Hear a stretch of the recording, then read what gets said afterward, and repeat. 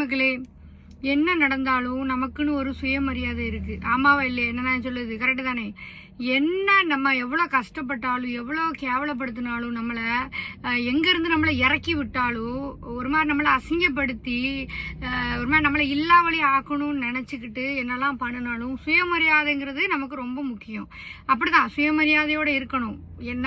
எனக்கு அந்த self respect கிடைக்கலையா, அது எவ்வளோ பெரிய ஆளாக இருந்தாலும் நம்ம என்ன பண்ணோம்னா வேண்டாம், அந்த இடத்துல நம்ம இதுக்கு மேலே இருக்கணும் வைக்கணும்லாம் அவசியமே கிடையாது.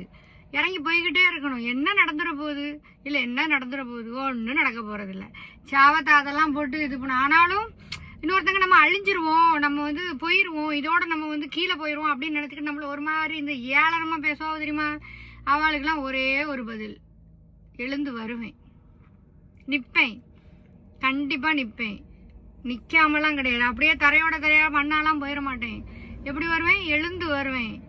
எப்படி வேற லெவலில் இருக்கும். அதாவது கம்பேக் பார்த்துருக்கீங்களா? கம்பேக்கையும் தாண்டி கஷ்டப்பட்டு முன்னாடி வர்றவங்க எவ்வளோ இதில் ஃப்ரெண்டில் வருவாங்கன்னு எங்களுக்கு தான் தெரியும். அதனால் சும்மா அந்த கஷ்டப்பட்டு முன்னாடி வரக்கூடிய பிள்ளைகள்கிட்ட மோதாதீங்க. தெரியாதுல்ல உங்களுக்கு எப்படி இருக்குன்னு.